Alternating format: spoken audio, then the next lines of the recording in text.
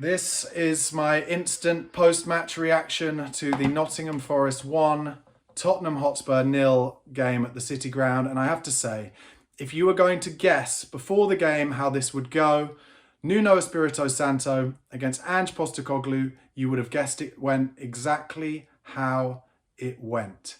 Nuno Espirito Santo set up his team to have all 11 men behind the ball whenever Tottenham had it, in a narrow, within their 18-yard box formation, and say to Tottenham Hotspur, go on then, with your lack of creativity, your unwillingness to get crosses in the box unless you get to the byline, and one-paced nature, we think we'll keep a clean sheet against you, and we don't think that you will be able to keep a clean sheet against us. And that is exactly what happened.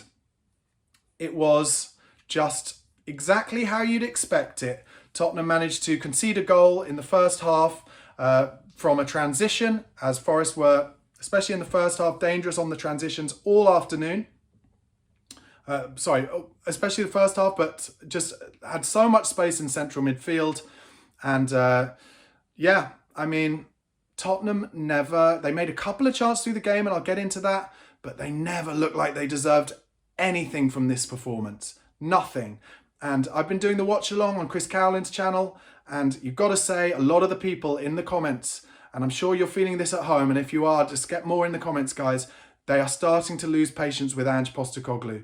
And I feel for Ange because he's got all those injuries, and as a result, we're not creative enough. But the truth is, and I've heard it today in the comment section, Tottenham have been this poor in the entire calendar year of 2023, and we're coming to the end of 2023 now, and our next two games are Newcastle at home and Wolves at home, and they are teams who will try and play narrow and hit us on the break, just like Forest did today. And what is to say that we're not going to lose those two games as well? And I think if he does, he will lose his job. If he doesn't lose his job before then, that is. I will go into what happened in that game. In the first minute, Spurs, as ever actually, Tottenham starting the game well, but don't make the most of their chances, not clinical enough. Kulusevski should have had a shot from 18 yards out in the first minute of the game, right on the edge of the box. It's a really good chance because there's no defender blocking him, but instead he tries to slip a paradise through ball to Sonny. It doesn't work, goes straight through to the keeper. Fourth minute, Spurs on the break. Kulusevski found Son, who tried to shoot, and possibly one of our greatest chances of the game. Sonny tried to shoot as he's cutting in from the left side, but instead, what he should have done is slipped in Brennan Johnson, who was in the inside right position and I think would have scored, but he tried to shoot and takes an appalling shot. And that was the first of many terrible decisions that Son Heung-min made today. He was poor. 7th minute, Brennan Johnson cleared out with a scissor tackle, I think by Elliot Anderson. He was down injured for a bit. Should have been a booking against Anderson, but wasn't. And Anderson did get booked later on. So that's something that, again, went against Spurs. Yates was booked in the 9th minute for a foul on Son. Hudson-Odoi had a great chance for Forest in the 10th minute. He cut in from the left after Gray lost the ball up the pitch and just hit it over the bar. Lucky for Spurs that we didn't concede in that 10th minute. 16th minute, some good play by Tottenham down the right. Beautiful flick round the corner from Brennan Johnson to Deki Kulusevski, but the chance came to nothing. Hudson-Odoi free again down the left in the 20th minute. Nearly found Chris Wood with a cross, but it went over his head. I wrote another note there in the 20th minute. Sonny has not started well, continuously out-muscled in the box. Good play from Spurs in the 23rd minute around the Forest box, but Forest comfortable all afternoon, just keeping us at arm's length outside the box. So easy for them. 25th minute, good football from Spurs led to a Johnson shot across into the bottom left-hand corner, which was well saved from Sells. One of the best chances we had in the game. In fact, the two best chances we had in the game both fell to Brennan Johnson. But Sells made a good save. The rebound didn't quite fall to Solanke, but then straight away, in keeping with that game, Elanga broke forward. Forest broke forward straight from the transition, and Elanga had a shot deflected over the bar, and that was how the game was going throughout that first half. And the 28th minute, Forest got their goal, Elanga with it, and Spence was knocked off the ball up the pitch, and Gibbs White, just after one pass from that, the freedom of the city of Nottingham in midfield, no pressure on the ball. All he had to do was slip in Elanga, who first time just beats Forster easily. 35th minute, I've made a note. Same old, same old. Forest so comfortable, feels inevitable. It was inevitable. That result was inevitable all game. 37th minute, another note. Sonny playing badly, poor touches over and over. 38th minute, Tottenham's best effort of the first half. Johnson broke into the box. Kulusevski did well to find him from the byline. In his second touch, Johnson makes Sells make a save, tips it over the bar. 44th minute, a free kick chance comes to Spurs. Anderson was booked for a free kick, taking out a Spurs player outside the box. And Sonny, so close with the free kick in the inside right channel, hits the stanchion kind of side netting. And we needed that to go in. If we were going to score today, it would have had to be from a Forest mistake or a bit of magic like that free kick, and it didn't happen. Second half. 46th minute, I've made a note. Forest leaving 4 up when we have the ball, and that's why they were so dangerous. Basically, when they were seeing opportunities to get it on the transition, those players would sneak up the pitch, and we nearly conceded in the 46th minute from that. Deki Kulusevski, 47th minute, terrible shot from outside the box after some patient play from Spurs. 48th minute, Dragusin is booked after Elanga rolled him easily. He took a professional foul there, Dragusin, on the halfway line, and actually I put that down as a good booking to take. We might well have been 2-0 down afterwards. Had he not done it, sorry. 52nd minute, 2 huge saves. Fraser Forster, a cross came over. He had to get something on it because there were men at the back stick. And then Gibbs-White was in right in front of him. And Forster made himself big. Big save for him. Straight away after it, a chance for Deki Kulusevski to drive at Forest from the transition. But it was too slow. And I would say that was the case all day. Due to a mixture of fatigue and us not having any blistering pace in our team. When we had transition opportunities, unlike Nottingham Forest, we could not do anything quick enough to cause them any trouble. 54th minute, Spurs won it high. Kulusevski was in down the right, but again, too slow. We need to do it quicker. We want a corner. Nothing from it.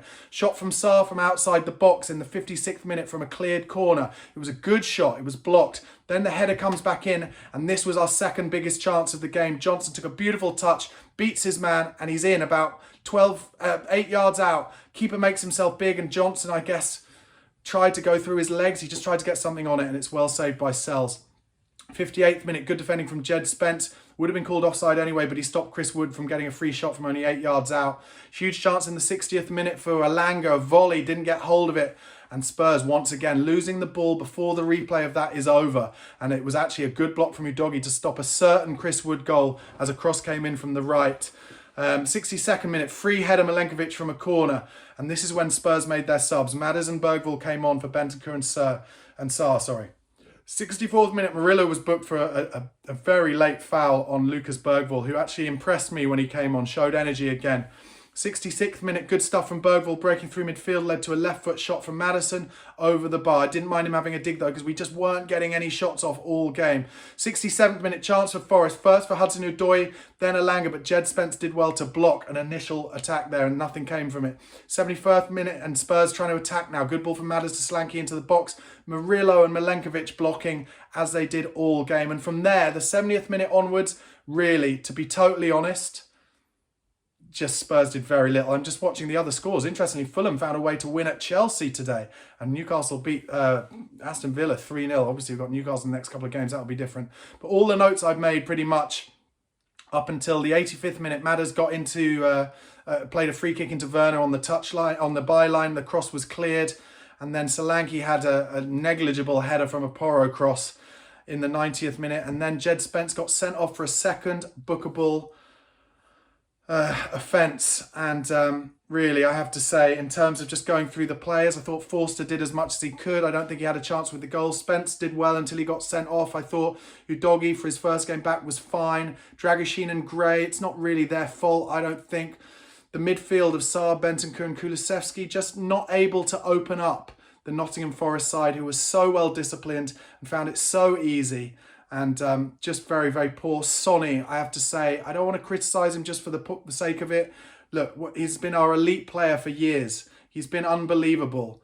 But he's so poor today, just run out of options. And I said before the game, I'm not sure why Sonny and Johnson are playing this game when they both thrive from space in behind, and we're playing against a team who will not allow any space in behind. As I watch the league table, and Nottingham Forest up to 34 points in third place in the league. Spurs on 23 points, 11 points behind Nottingham Forest. Shocking from Tottenham Hotspur. Really poor, and I will take it from those of you in the comments who are saying, sure, Ange has had injuries, but also it's been like this the whole year, and that's true. That is true. And I will say this again, I've said it before, Ange Postecoglu is responsible for a lot of these injuries with the relentless training and the relentless way he insists on them playing during matches. And if it's not working, if you continue to do the same thing time and time again, and you don't give the appreciation of the opposition and how they're going to do it and tweak and make changes because of it, you will lose your job and you will not be deemed good enough at the top level. But to go back, Sonny I thought was poor. Solanke I thought was the best player for Spurs today, constantly holding the ball up well, trying to do things, and Johnson really well. The best chances fell for him and he didn't make the most of them, and maybe that's because he hasn't been playing in the recent games. Overall, guys, just a thoroughly depressing, disappointing performance from Tottenham. You know what you're going to get from a Nuno Espirito Santo team, and you've got to find a way to break through, open the lock of the door to break through it. And Tottenham just played the same old way as we have done, and it was poor. And one thing for me, if it's not working, try something different. And we didn't get any crosses in the box. Get some crosses in the box. Sure, they've got Milenkovic and Murillo, who were just clearing everything at will today, but try something different. Do something different. Maybe you'll get an own goal. Who knows? Maybe you'll get a deflection. It'll lead to a shot outside the box or something. But try something different, and Spurs didn't. I'm sorry, Ange is walking the plank now, and I'm an Ange fan, and I feel for him because he doesn't have the players at his disposal. But he is partly responsible for that, and he's walking the plank. And you've got to say that you would think Johan Lange and Scott Munn are looking at other options at replacement possibilities. And you'd be looking at Iraola, and you'd be looking at Thomas Frank, and you'd be thinking if there's a way of getting them out of their clubs, just how like Man United got their manager out of Sporting Lisbon mid-season, then maybe it's something to think about. But I'm an Ange supporter. I don't want it to be as simple as he gets sacked. We do need to give him the season. And we're in the cup competitions. And for a long time now, Spurs fans have said, I want a season where we don't care about the league. What's the point in getting in the Champions League over and over again if you don't win anything? And to win something, well, we're in those cup competitions still. So for me, still at this point, it should be that you give Ange the possibility of winning one of those trophies. But it doesn't look like he's going to, because the way we're playing is not good enough. Okay, guys, that has been my instant post-match reaction. Please do give this video a like and press subscribe if you haven't already.